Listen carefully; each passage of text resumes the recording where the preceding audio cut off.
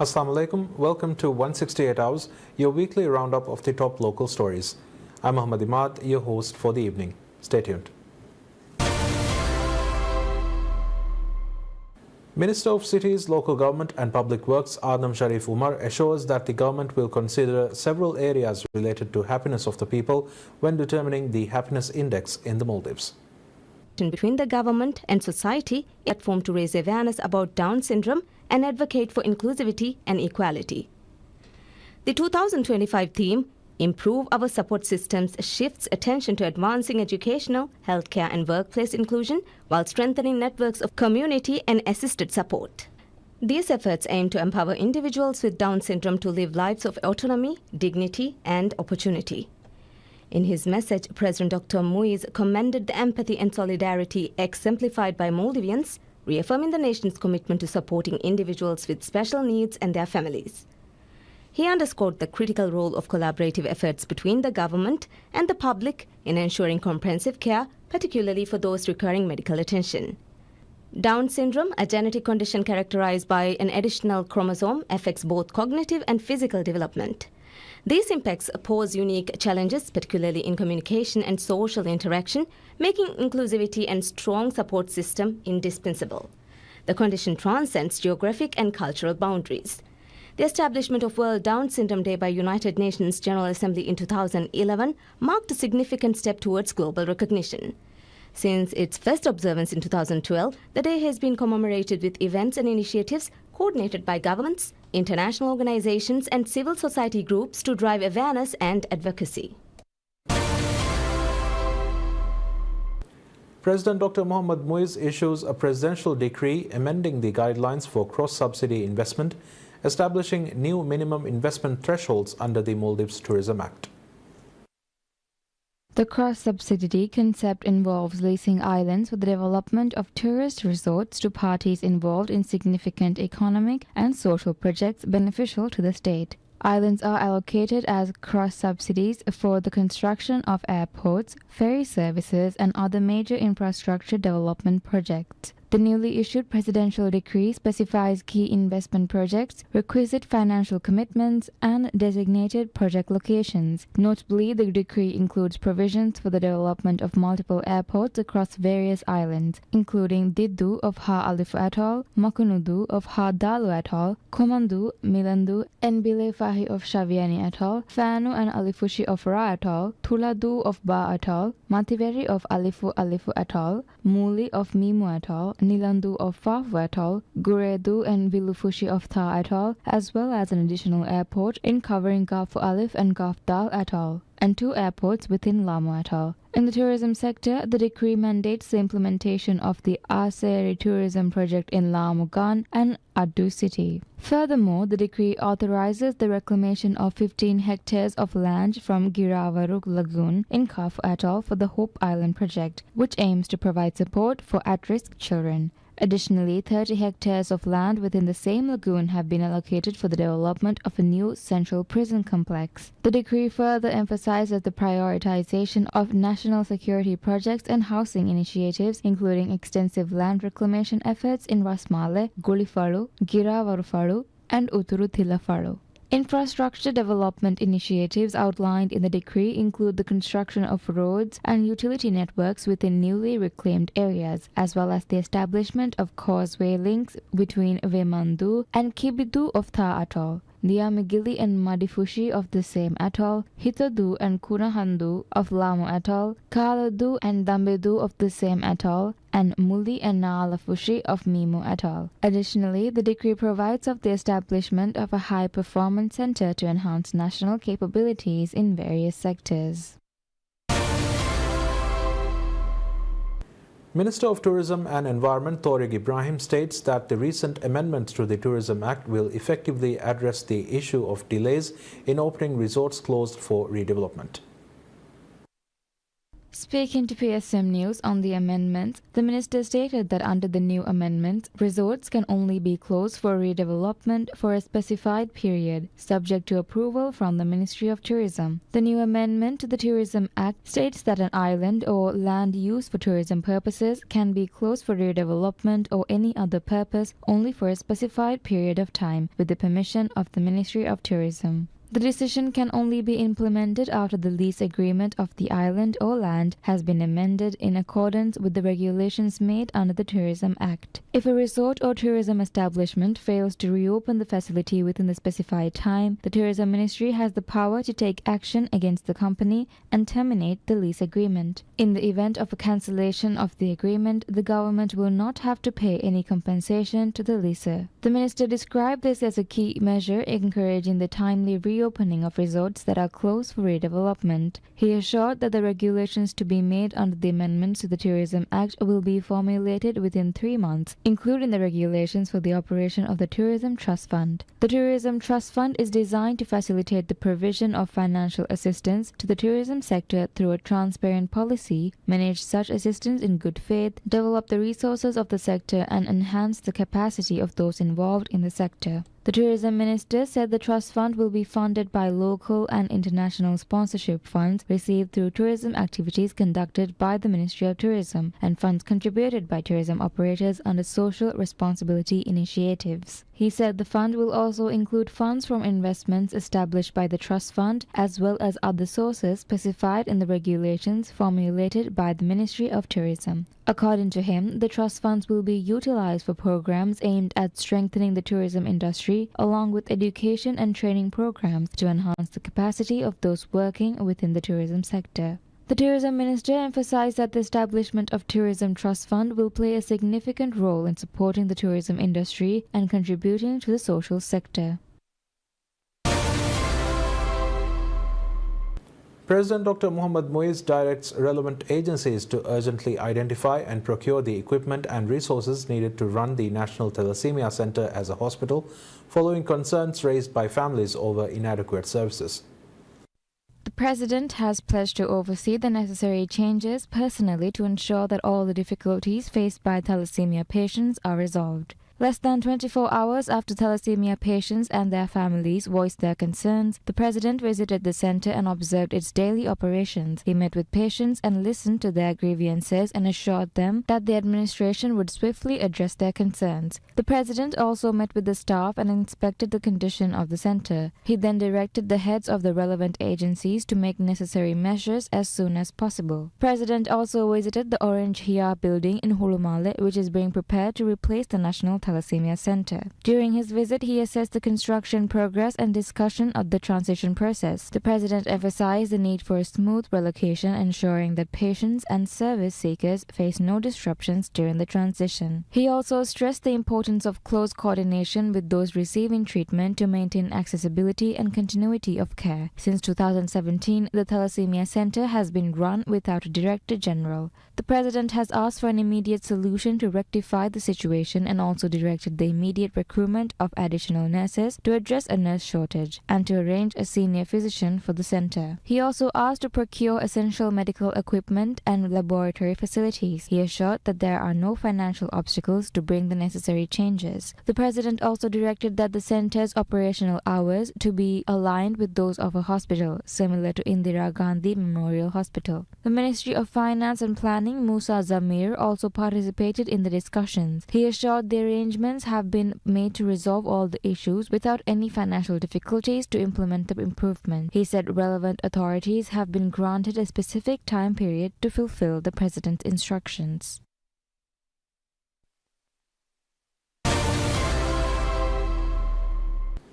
President Dr. Mohammad Muiz assures that all individuals registered with the Maldives Hajj Corporation for this year's pilgrimage will be able to fulfill their spiritual journey. The President conveyed this assurance in a social media post, marking a pivotal step in addressing long-standing concerns over delays faced by Maldivian pilgrims. The assurance represents a departure from previous years when many registered applicants faced prolonged waiting periods. This year's breakthrough coincides with President Dr. Moizu's broader reforms aimed at streamlining the corporation's operations and improving access for Maldivian citizens. On 5th January, the president initiated regulatory amendments to prioritize first-time pilgrims. By 18th March, the updated framework had been enacted, granting precedence to individuals aged over 65 who have yet to perform the pilgrimage. As per the revised guidelines, those above the age of 75 are also permitted to travel with a caretaker, preferably a family member, based on health considerations. The revised regulations also address repeat applicants. Individuals who have previously performed Hajj must now observe a mandatory waiting period of 5 years before reapplying under the corporation's arrangements. The President's office has disclosed ongoing negotiations with Saudi Arabian authorities to secure an increased Hajj quota for the Maldives. Such measures, the President's office has said, aim to elevate waiting times, enhance service standards, and reinforce public confidence in the Hajj Corporation's management. Data from the Hajj Corporation provides additional context. A total of 9,115 individuals are currently registered for the pilgrimage, including 7,543 under the age of 65. 1,461 aged between 65 and 75, and 111 aged above 75. Notably, 8,623 registrants are first-time pilgrims, illustrating the significance of the newly prioritized framework.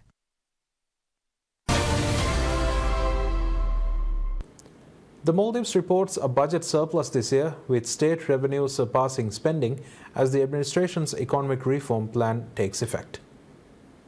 According to the weekly Fiscal Development Report released by the Ministry of Finance and Planning, state revenue this year until 13th March was recorded at $505.8 million, while expenditure during that period was $421.5 million. The revenue reported during this period is 5.4% more than the $479.9 million earned during the same period last year. According to the figures of the first 10 weeks of 2025, tax revenue was recorded at $408.5 million, $97.3 million in non-tax revenue, while the government has also received $2.8 million as grants during this period. The total expenditure reported during this period is 16% lower compared to last year, the figures showed. State expenditure stood at $505.8 million during the same period last year. During the first 10 weeks of this year, the largest share of the government expenditure was on recurrent expenditure, which amounted to $395.6 million.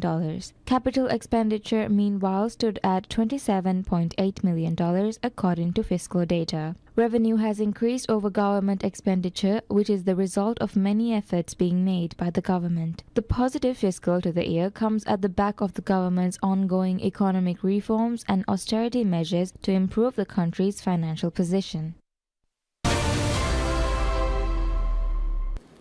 Minister of Islamic Affairs Dr. Muhammad Shahim Ali Said announces that the ministry will begin establishing libraries in Islamic centers in different parts of the country this year.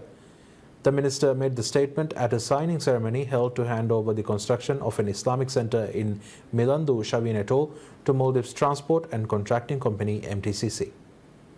The contract was signed on behalf of the Islamic Ministry by Minister Shahim, while MTCC was represented by its Managing Director Ahmad Saudi. MTCC was awarded the contract under a design and build policy. Speaking at the ceremony, Minister Shahim said despite Islamic centers being established in islands, the centers have not been utilized to its fullest extent. Under efforts to maximize the benefits of the center, the current government has started offering courses from the Islamic University of Maldives at the Islamic centers established in Thinadhu, Gafdal Atoll, and Ungufaru, Ra Atoll, he noted. The minister said that plans are also in place to begin work this year on establishing libraries in all Islamic centers currently established across the Maldives. He also highlighted the Islamic center projects that are currently underway, including centers in Addu City and Diddu, Ha Alif Atoll. He said the two centers are expected to reach completion within the year. Regarding the Milandu Islamic Center, the minister said the construction of the center is being carried out in response to the requests of the island's residents and in line with President Moizu's pledges. He expressed hope that the project would be completed at the earliest. Speaking at the signing ceremony, MTCC Managing Director Ahmad Saudi said the company will work to complete the work within the contractual deadline.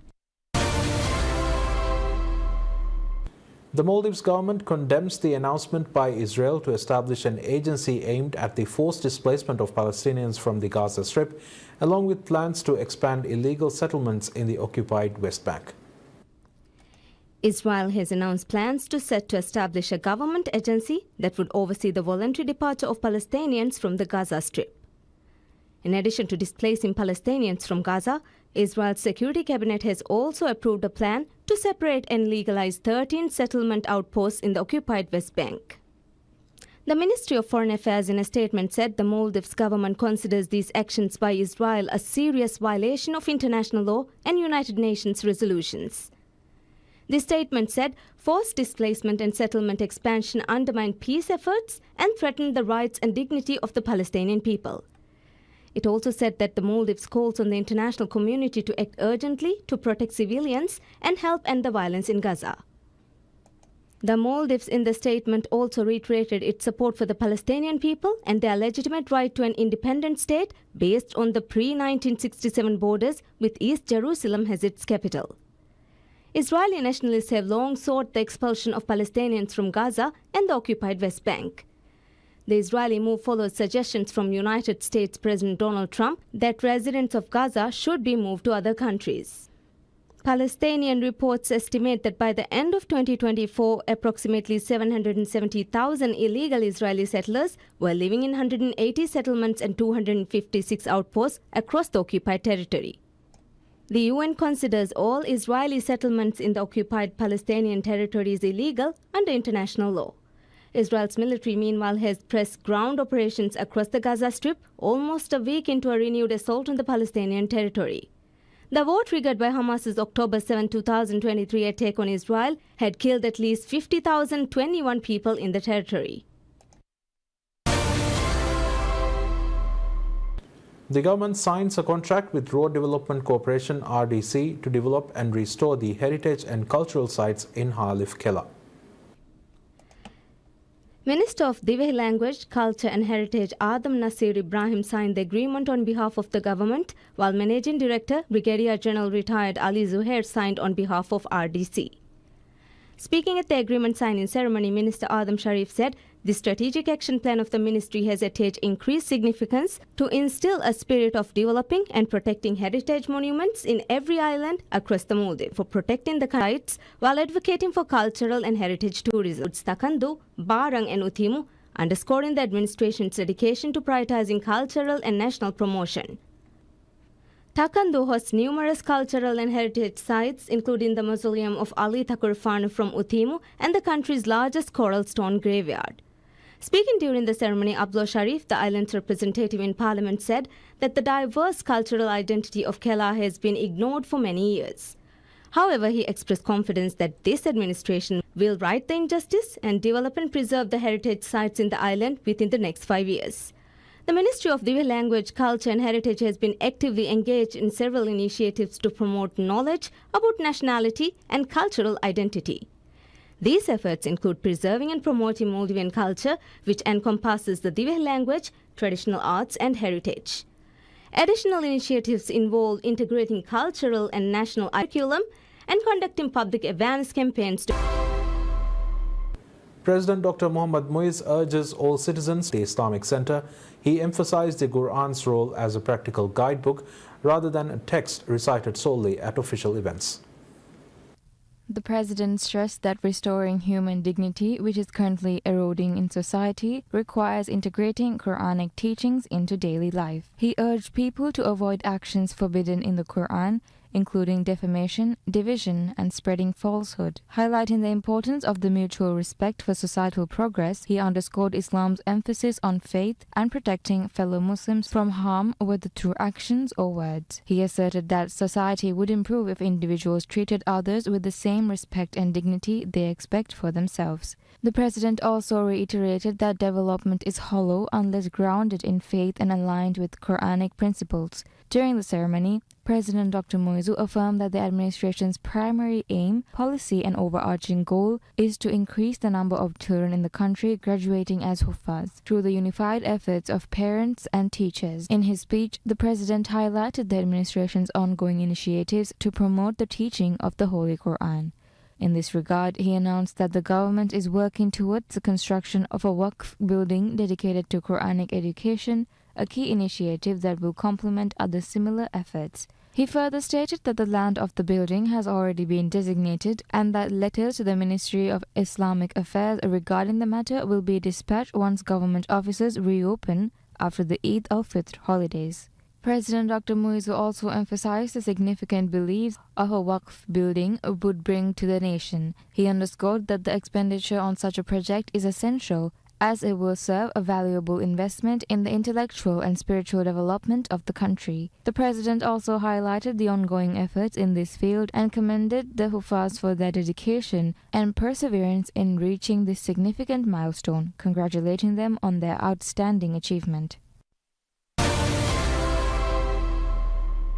Minister of Islamic Affairs Dr. Muhammad Shaheen Ali Saeed says that the government is aiming to expand Awqaf investments to at least $6.5 million per year in a bid to minimize dependency on the state budget to implement projects.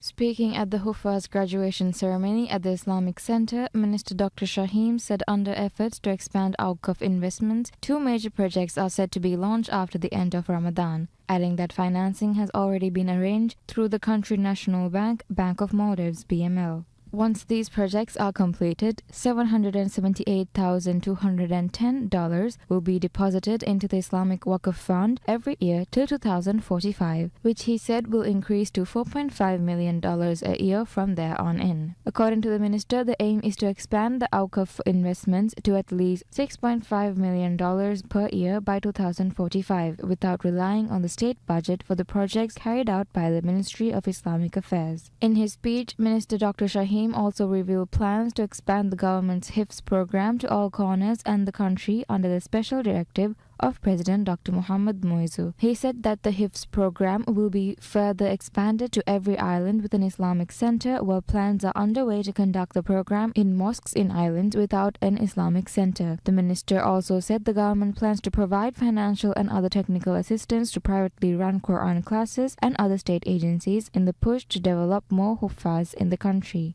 Through such wide-ranging efforts, the government is aiming to increase the number of children in the country graduating as Hufaz to 100 a year, he revealed. And that's all we have for you right now. Thank you for tuning in. Wish you a pleasant day ahead.